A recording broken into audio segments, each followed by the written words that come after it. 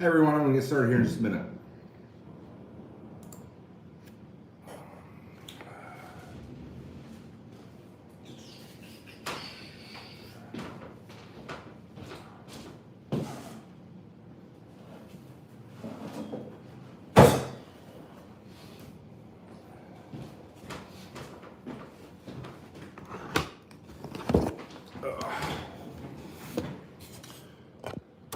Don't have my normal camera set up today,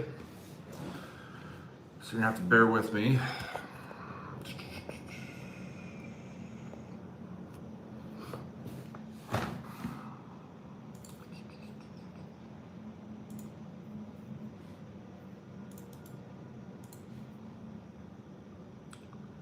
It looks like we're getting the link up on Patreon late, so I apologize about that.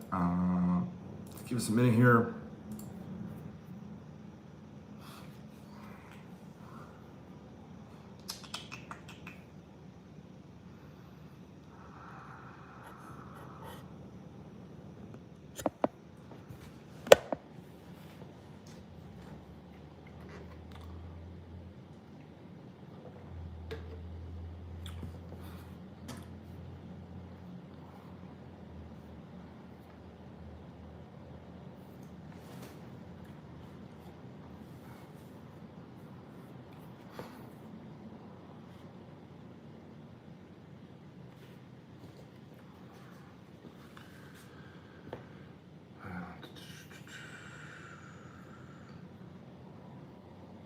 All right, everybody that's in the chat.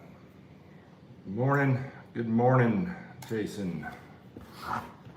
So if you guys have questions, go ahead and type them in there, and I'll get to them as I can. So again, I apologize. We're going to be getting started here in just a minute. We were a little bit late getting our link up on Patreon, so it was my fault. I was recording another video at the time, and time just got away from me. So give it about one more minute here, guys.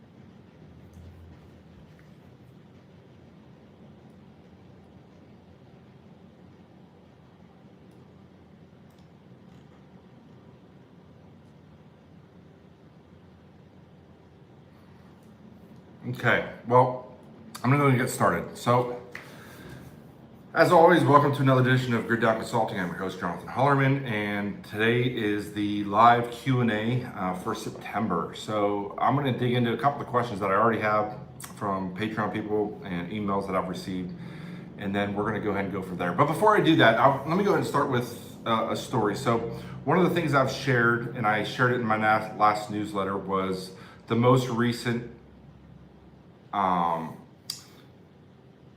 complaint to FERC that Michael Mabee put through, and we talked about how the U.S. is allowing Chinese transformers from JSHP, a company, the parent company JSHP in China is a subsidiary of a 100% owned company that's owned by the Chinese Communist government that builds these transformers, and then we put them in our electric grid here.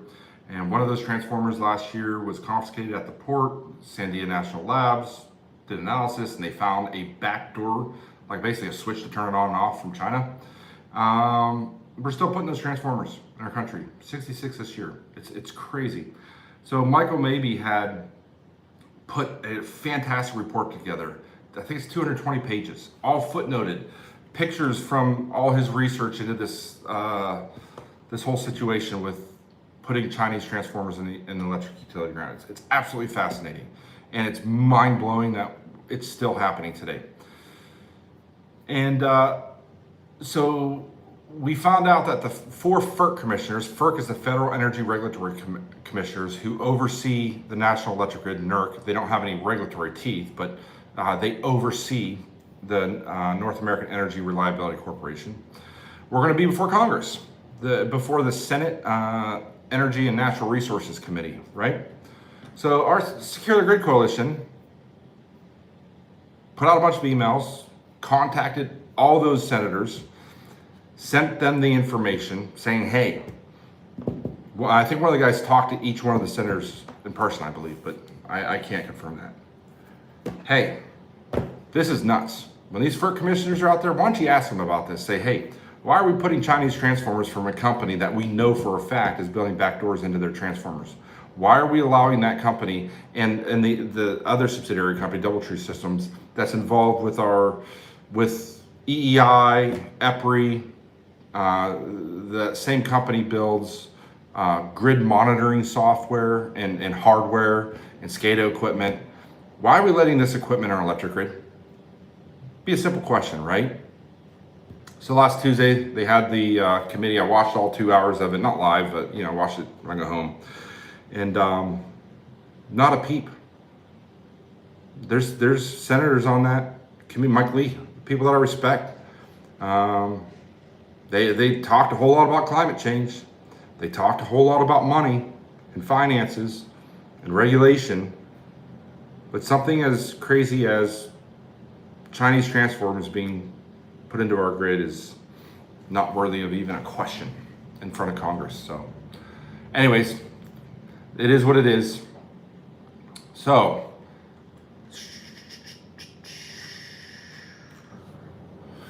first question, common mistakes while bugging in. Somebody asked, what are some common mistakes while bugging in? If you follow this channel, if you follow any of my books for any significant amount of time, you'll know that I am not a big proponent of bugging in. If you live in especially if you live in a city, if you live off the beaten path somewhere already at the end of a dead end road, you got a long driveway and you want to bug in, that's fine. So the first common mistake that people make while bugging in is bugging in. But if you did go that route, I think a lot of people are going to hang on a lot longer than they should. So your home is your safe zone, right? Most people look at their home as like that's their den of safety. That's where they find comfort. A lot of people make their preparations in their home. And when something serious happens, they're not going to want to leave that sense of perceived safety. That's where they have their food, that's where they have their supplies, that's where they have their stuff. And so they're going to be looking outside the window and they're going to see stuff falling apart really fast. They're going to be starting to see massive violence and rioting and looting, and most people are going to stay there too long. And then it's going to be too late to get out. Get out early, get out quick is my recommendation. I think a lot of people that say, and it's a big recommendation by a lot of the other preparedness experts out there, just go ahead and stay home as long as you can. And, if it gets too bad, then leave. Well, if it got so bad that I'm going to leave this place of safety and go somewhere else to Uncle Bob's farm somewhere, and I've waited till it's that bad, that's not the time you want to be out on the open road 2, 3, 4 weeks into an event, traveling the open road when people are so desperate and crazy. And yeah, so get out early. If you've ever read Selko Begovich's Dark Secrets of SHTF Survival, he talks about that too. At the beginning of his book, he said the biggest mistake he made is he didn't get out of the city. Or if he could go back and change one thing, he would have gotten out early. He was young at the time, and he was seeing all this crazy stuff happening in the world around him, and he felt like he wanted to be part of it. He wanted to see how bad it was going to get. And after a time, it got so bad he couldn't get out, right? And then he was stuck there. So he says that's one of his biggest regrets is not getting out of the city earlier. So common mistakes while bugging in to begin with, but staying there too long. And so how to know if you are too close to society when it comes down. So this is difficult because my intuition, I want to give people hope, right? Clearly, probably most people that follow me think of me as a glass half empty type of guy. Sky's falling, you're screwed, you're gonna die, right? And it's partially true. I don't believe in giving false hope, though, okay? I have a lot of people reach out to me, hey, I don't have much money. I don't know anybody that's got a farm. I can't afford a survival retreat like the rich people. You know, tell me what I can do in town. Tell me what I can do in suburbia. And there's 95% of the preparedness experts they're gonna give you a list. Build a fence around your backyard so you can garden. You know, like nobody's gonna hear you gardening or ever peek over your fence to see your garden. Spray paint your front door. You know, throw trash in your front yard. All this stuff. You know, people aren't gonna figure it out. People are gonna be so hungry and desperate. They're gonna figure this stuff out. They're not gonna think that your house is abandoned. They're not gonna not realize that you're the only one not getting skinny like everyone else. I don't want to give people a false sense of hope. If you don't make adequate preparations to have a way to feed your family members, have a way to get them to a place of safety, that doesn't mean wandering around the open roads, and that sure as heck doesn't mean living off cattails in a national forest somewhere. But if you don't have a plan of action to get out of a major city, I don't think your chances of survival are very good. So the idea of doing that is really over the top for most people, and the idea of leaving their home, you know, I get a lot, you know, my wife's never gonna leave, you know, I'm gonna have to drug her to get her out of the house. I think you should err on the side of caution, because if you don't get out early, and I'm trying to hedge my words here, okay? Because I don't want to say, hey, if you stay in the city, you're going to die. But if you stay in the city, your chances of dying are pretty astronomical, okay? You live in a city of 2 million people, zero food, zero housing, all the methane's backing up, sewage, back up to people's houses, massive fires, you know, a lot of these old cities that are built with townhomes and stuff close together. You have one fire, no fire trucks to come out and put it out. You're gonna see massive fires in the cities. It's gonna turn into warlords again. Read Selko Begovic, SHTF Survival, Modern City, delve down into block by block groups that were fighting each other for every little tiny resource they could find, eating moldy and worm-ridden stuff that they could find, drinking from a rain barrel. Everybody had diarrhea, everybody was sick. So I don't think you should be close to society when the crap hits the fan. I think the less human interaction you have, the better, outside of your group. I think if you can go somewhere where you can minimize the amount of people that you interact with on a weekly basis, your chances of survival go through the roof, okay? Now here's a comment came through. When the U.S. invaded Iraq, one of the things it did was to destroy communications and take out the power grid. It did not take it out with an EMP. This meant that once the power was restored, that most other electrical equipment would still be functional. Truth. I would imagine if a country like China or Russia invaded the US, they would take out our power grid right away, but not necessarily by using an EMP. Therefore, I would think that after the grid was restored, we could plug in our televisions, radios, game consoles, etc., and expect them to work. Okay. Thinking the grid may be taken down by means other than EMP, I would think that solar systems would probably still be functioning. If this were to be the case, then I would plan to keep some electronics in the house that would run on solar. And then he gives a list of some of the equipment. We'll go through that. So a couple of the principles. So if a country like China or Russia invaded the US, the days of conquest and on a large scale are kind of over. I don't believe for a second that China is going to send troops into the US or Russia and try and move in and take over our country. Through an EMP, solar flare, some kind of disaster like that, they may come in as helpers with the UN and offer to help us and then kind of stay behind and quasi offer You know what I'm saying? But like the idea of Red Dawn, if you haven't seen the Red Dawn, you know, where the Russians are landing, or it was the Cubans or something, in Alaska, and you got a bunch of rednecks fighting. I imagine that these countries have probably seen Red Dawn. There's more guns in this country than there are people. The idea, it's one thing, we'll let our country be taken over by our own dictators and our own people with tyranny in our own government, but the idea of a Russian or Chinese country coming in here and moving their people, and I don't know that I can't envision that, right? But I do see war with Russia and China on the horizon. I seriously do. So this person is correct. When we invaded Iraq, we did not use an EMP. We used cyber, and we used direct physical attacks on their power grid, and basically blacked them out. So that was what, 20 something years ago that we did that or 20 years ago, or more than that, 30 years ago, Iraq. So yeah, absolutely. And then the reason we did that is because we didn't want to destroy their electric grid. We wanted to be able to fix it after we broke it, and then build the country back up, right? Whether you agree with that or not, whatever. But the point is that's correct. So the premise of this is that Russia or China aren't going to want to break our electric grid.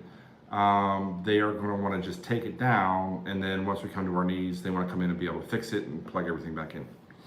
If you believe that Russia and China want to conquer our country and not defeat us militarily, but like actually move in and take over our country, then yeah, that is a rational thing. And they absolutely could do that with cyber. I just got done talking about how Chinese are embedding our electric grid with Chinese transformers from a company that is owned by the Communist Chinese Party.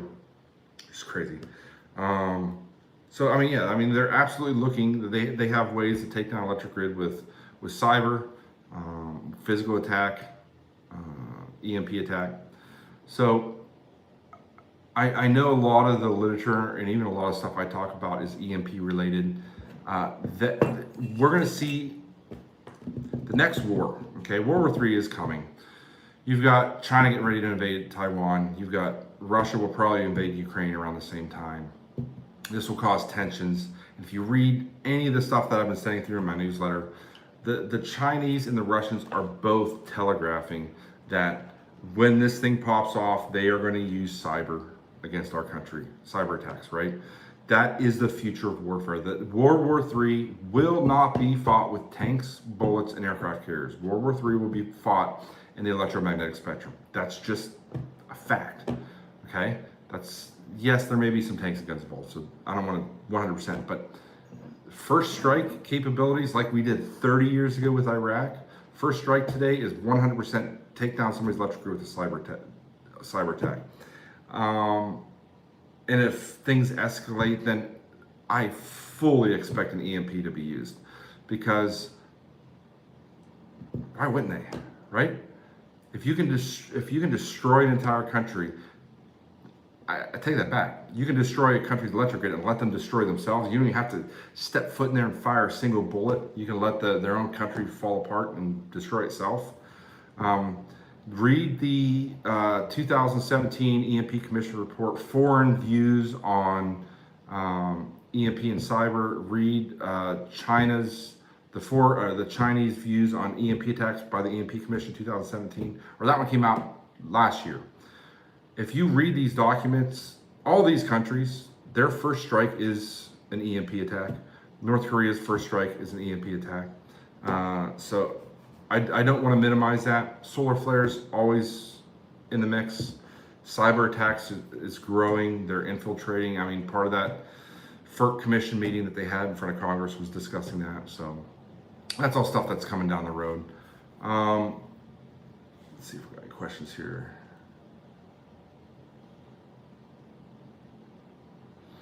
Somebody said that they're looking at 100 acres on a highway in a remote area. It's a loaded question. If it's off a highway, can the area where you're going to build your... So again, I mean, is this a highway in Wyoming? 100 acres off a highway in Wyoming, you're in plain sight.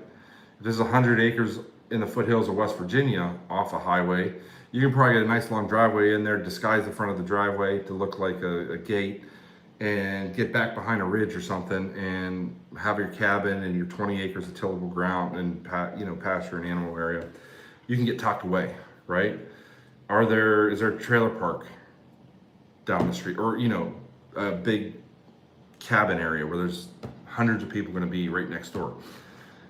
It's hard to say without actually looking on Google Earth. At some point here in the future, I am going to get on and I will walk through everyone and I will show you how I analyze properties, okay? So that's something that I will do here in the future.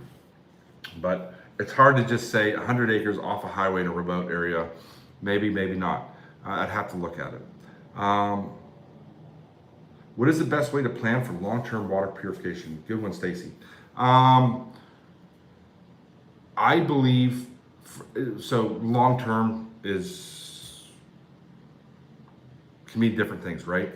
So my primary source of water is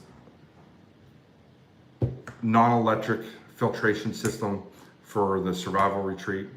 The backup that we have is Berkey water filters with backup filtrations. I mean, those things will last a long time if you're not using pond water directly in them. And then for long term, you may have to look at how to create your own charcoal filter for your house. So there are reliable ways. The old tried and true method of just boiling it, right? You can boil the water before, but the problem is boiling uses a lot more resources. Creating a fire, smoke signature, firewood. There's a lot more effort to boiling water, right? So I would look at alternative methods, high doses, saving high doses of AquaPure and bleach and things like that to kill viruses in the water. So I would look at stocking up on things like that.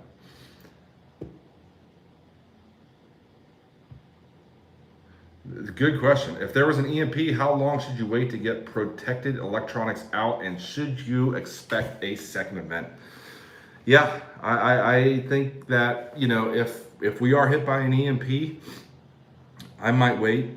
Personally, I might wait 2 weeks. So again, people that their livelihood, you rely on your generator or you rely on your solar panel system, you need to be able to survive without any electricity. So the clients that I work with, there's every latest whiz-bang gadget and electronic device. We always have a backup of each thing: solar panels, thermal camera networks. We always have a backup of that stuff in Faraday cages down in the bunkers. And my philosophy is, first 2 or 3 weeks, we're living with no AC, we're gonna make do without any electricity to make sure that they don't put off a second one a week later. Because that is the general strategy of popping off an EMP, waiting a week till you start trying to recover and then putting another one off. I think it's also less likely because, one, who detonated the EMP is tough to figure out. So if you detonate a suitcase nuclear bomb in New York City, within hours, they're going to have nuclear scientists there grabbing soil samples, testing it, and they can test and they find out exactly which country that thing, and they're going to start tracking and find out where that nuclear bomb came from, right? With an EMP, it takes off. It's up in the atmosphere. You can't really test it. And there's multiple nations that have the ability to hit us with an EMP.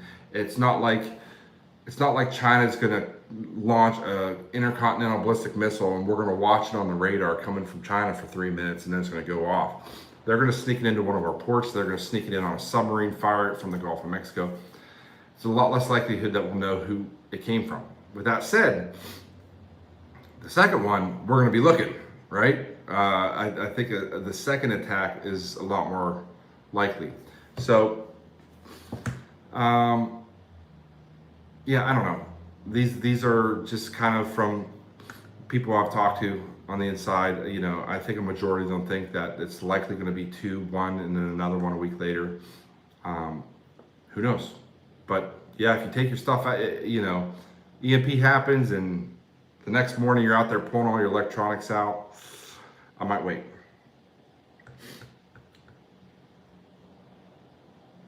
Okay, that's a good one. With winter right around the corner, what brand of wood stove do you recommend for a grid down event? Hands down, no question, masonry wood heater. So, if you don't know what a masonry wood heater, a Russian stove, or a Finnish stove is, you need to do some research. They are expensive because it takes a craftsman to hand build them, but they are exceptionally more efficient than a standard wood stove that a metal wood stove that you would have in a house. And they are also, they don't produce smoke like a standard wood stove does. It burns everything. It burns the gas. It burns the gases and everything.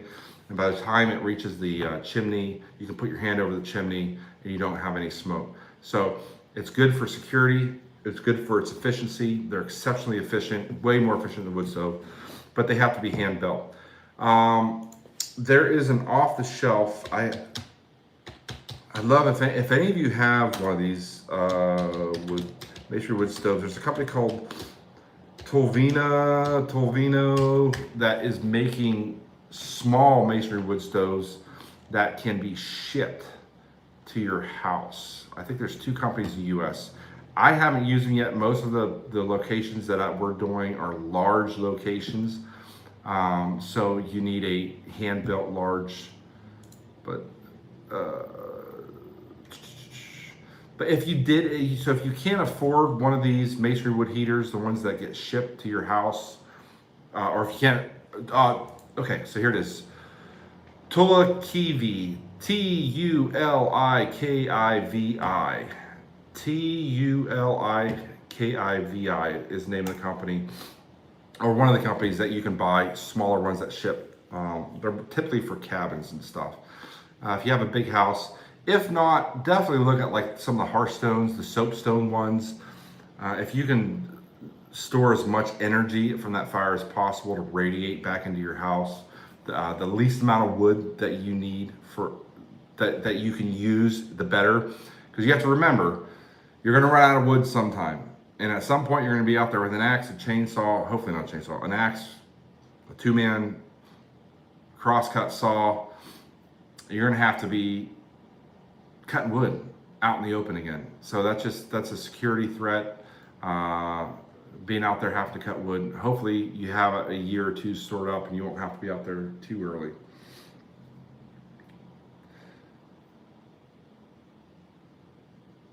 Will it be more likely a cyber attack or mass transformer attack? So again, it depends on or Metcalf style attack. So it depends on the country. It depends on if we're talking about, what was it? Last month we had 200,000 illegal immigrants cross the southern border, and there's some from, and it has nothing to do with Hispanic people. I mean, there's people from Middle Eastern countries that are coming across the southern border too.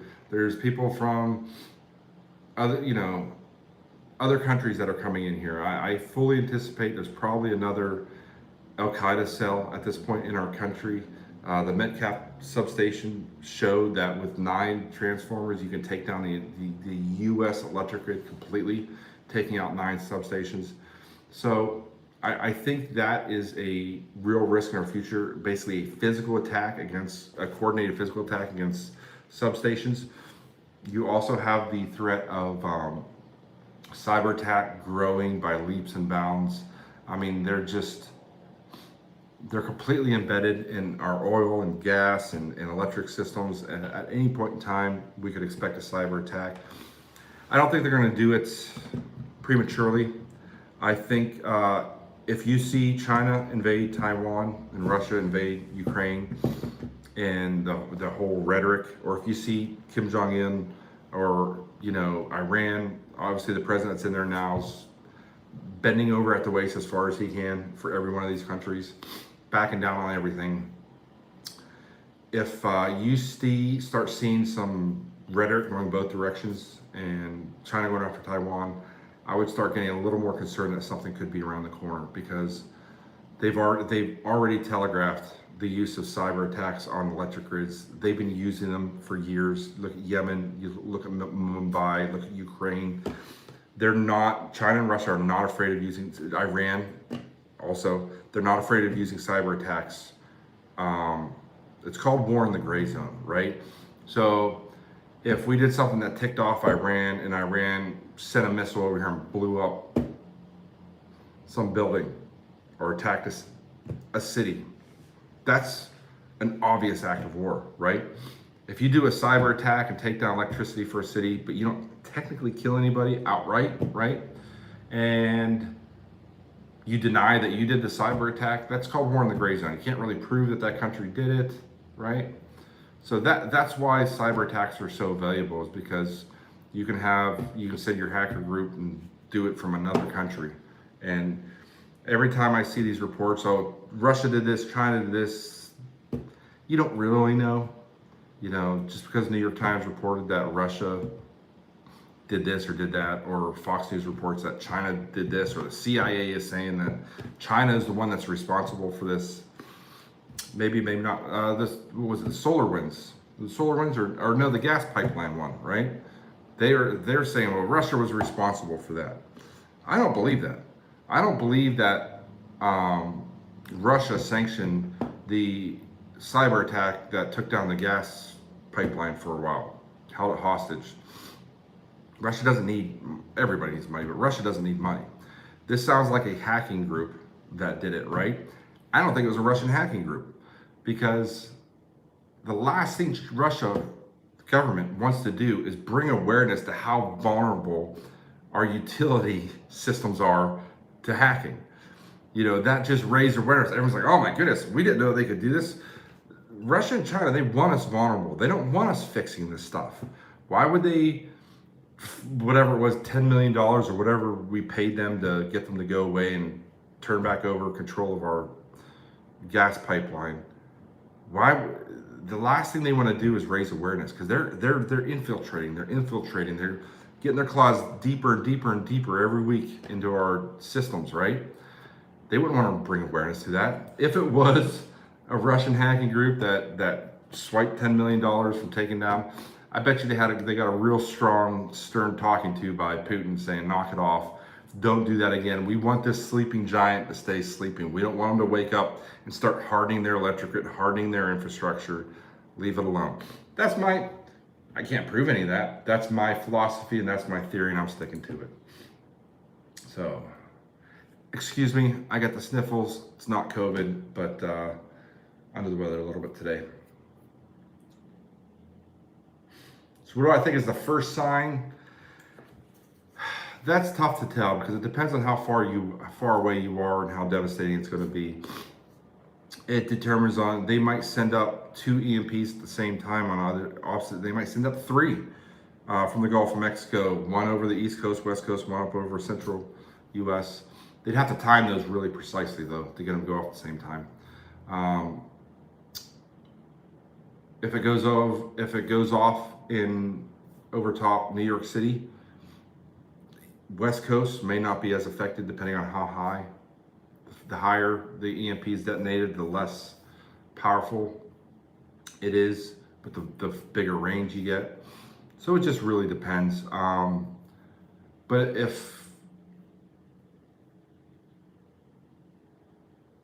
so it's like cell phones. Like I mentioned in my book, like the guy looked down and nobody's cell phone's working. Well, guess what? Half the cell phones are probably going to work. The way they're constructed these days, and they're really sealed. You could have a cell phone, and they've done tests on this. You could have a cell phone that's sitting up here, and one that's turned on its side, leaning against something here. This one survives, this one doesn't. So I would look for a whole lot of just weird, wonky electrical things. The grid's coming down. If anybody thinks the grid's staying up, that's just not the case. So the electric grid is coming down.